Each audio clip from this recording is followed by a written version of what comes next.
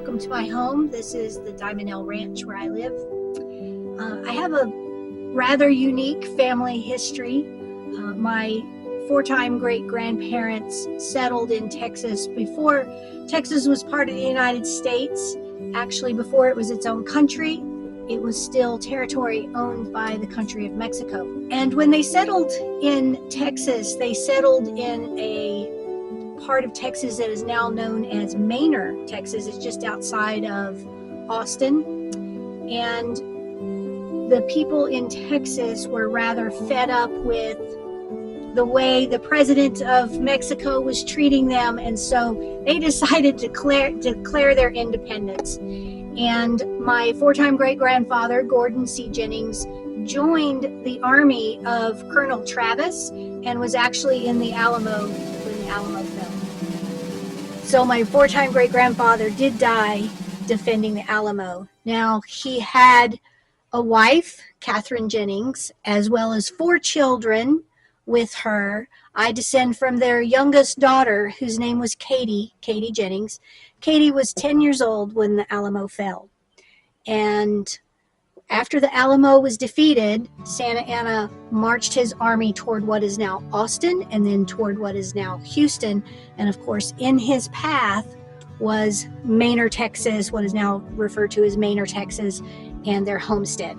Since Santa Anna was basically burning and killing everything in his path, they were in danger for their lives. And my four-time great-grandmother, Catherine, went ahead and, well, she knew that the settlers in the area weren't going to get this message that basically the Mexicans were coming, right? And so she put little 10-year-old Katy on a bareback horse, that means no saddle, and sent her off on a warning ride to warn all the settlers in Bastrop County that the Mexicans were coming.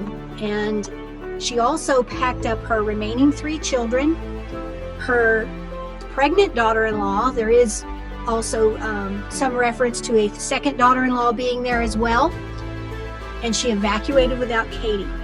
Katy, in the meantime, rode that bareback horse all over Bastrop County, and she went from homestead to homestead to homestead with the warning that the Mexicans were coming and they needed to evacuate now. Katy did this at the age of 10 years, so it was quite remarkable. I mean, can you imagine a 10-year-old of today's modern times doing something of this nature? Literally riding a bareback horse all over an entire county, going from home to home, warning everyone of the imminent danger that they needed to evacuate. So Katy then, with the last family that she warned, she rode with them, and she tried to find and meet up with her mother. She finally found and met up with her mother on the banks of the Trinity River, which is on the far side of Houston. So she rode that bareback horse all over Bastrop County, and then all the way through Houston to the far side to the banks of the Trinity River. So Catherine, in the meantime, had made this trek from Manor to the banks of the Trinity River. And the reason that she stopped there was because this was in 1836. And in March, and it was a very cold and wet March, and the Trinity River had jumped its banks and was 5 miles in width. The only way to cross that river was by ferry boat, of which there was one, and there were so many people trying to cross the Trinity River to run into the border of the United States, which at the time was the border of Louisiana, the state of Louisiana. And there was just so many people waiting for their turn. It was a week-long wait to ride on that ferry boat, and that's why Katy was able to find her mother. Also, as some significance, the pregnant daughter-in-law gave birth on the trail to the Trinity River, so that was quite difficult to do, I'm sure. So the mass exodus of mostly women, children, and the elderly people was later referred to in our Texas history books as the runaway scrape. Now, what's probably not referred to very often is the fact that the weather was so bad. It was so cold and so wet. And sometimes them going very far during, each day was very difficult. And there were times when they would camp at night and still see their camp the night before. So they weren't able to make very good time at all. But again, Katy and her mama were reunited on the banks of the Trinity River. Now, while they were there waiting for their turn to ride that ferry boat across and get into the state of Louisiana, word was returned to them that Santa Anna's army had been defeated at the Battle of San Jacinto. Now, Katy's mama was no slouch in the courage department either. She decided, well, if Santa Anna has been defeated, I'm just going to turn around and go home. And that's exactly what she did. She lived out her days at that homestead in Manor, Texas. And she never remarried after losing Gordon. She was known to wear men's clothing while working in the field so that the Comanche Indians would think that there was a man on the property. So Katy, she made this fantastic ride, an unbelievable ride at the age of 10, and it actually made it into her obituary. She died when she was in her 80s. She married the first time when she was 15 years old, and she married a man by the name of Casper Whistler. And she and Casper joined two other couples, and they joined Throckmorton's settlement, which is up toward what is now Dallas, Texas.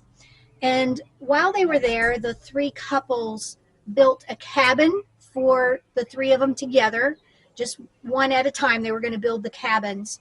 And then the men were working in the fields one day, and Katy heard the war whoops of the Comanche Indians. They had come in and were coming in to attack the men that were working the fields. The men were yelling for their wives to bring their guns because they didn't have their guns down in the fields.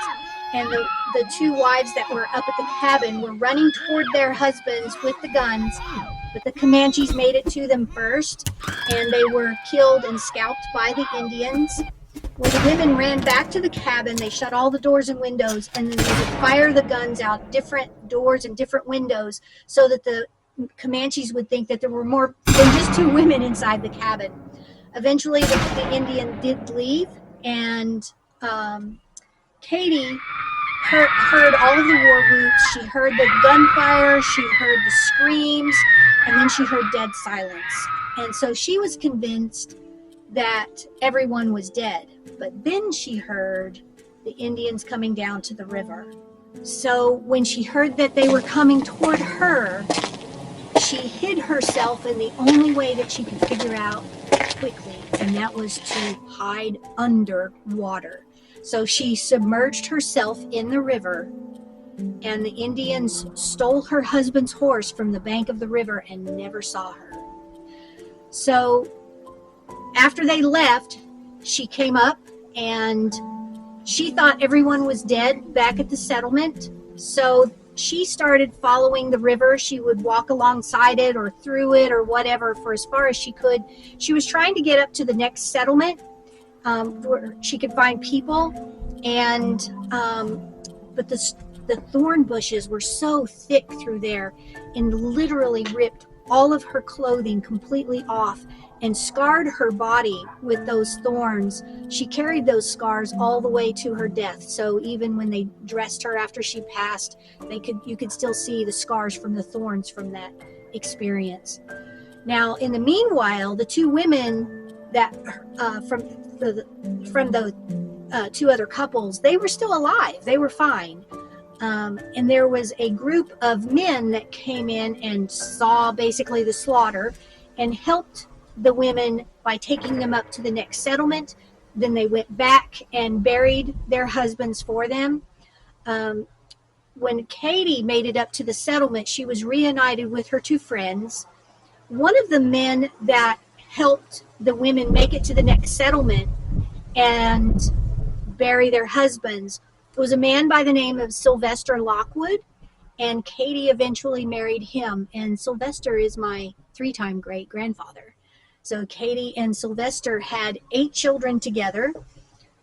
They did settle back in Manor, and eventually, though, because Sylvester was kind of the import-export business, and he spent a lot of time at the shipyard down in Galveston, or the port, I'm sorry, down at Galveston. There was a ship that came in from Germany, and there were 2 children on that ship where their parents had passed away on the voyage from Germany to Galveston. And so Sylvester took them in and took them home to Katy. So Katy ended up raising 10 children instead of 8. So she was quite the remarkable woman. So the cabin that Sylvester had built for Katy was actually built on stilts.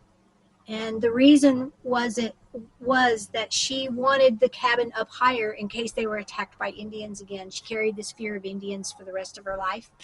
And she always kept a pot of boiling water right by the door. So in case someone came along that meant her harm, she could pour boiling water down on them. Katy was a remarkable lady, and that is the story of the ride of Katy Jennings. So I have a cousin that's a sculpture artist, and she's quite famous in the state of Texas, actually. She's done life-size sculptures that are on the grounds of the Capitol building in Austin. She's done a Pecos bill for Pecos, Texas, that is bigger than life-size. And she wanted to do a ride of Katy Jennings, a small tabletop sculpture of the ride of Katy Jennings. The problem was she needed something to sculpt from. And so she asked me if I could ride my horse at a dead run bareback, and if I could come up with some clothing that looked like it came from 1836. I actually found a pattern for a dress and a cloak from that time period and had it made. And then we did a photo shoot of me riding my horse at a dead run bareback, and the photo is here. And Linda Sue sculpted from this photo, as well as about 39 others that we kind of plastered her walls in 8x10 copies of these. And from that, she made the sculpture, The Ride of Katy Jennings.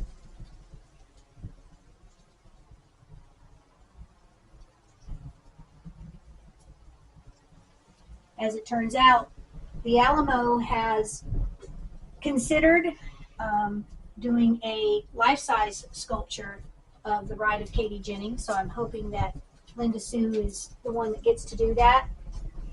In addition, whenever she did this sculpture of the Ride of Katy Jennings, obviously since Katy was 10 when that happened, and I was not 10, the face in the sculpture is not mine. We had a cousin who had a 10-year-old daughter at the time that this sculpture was done, and Linda Sue took pictures of her.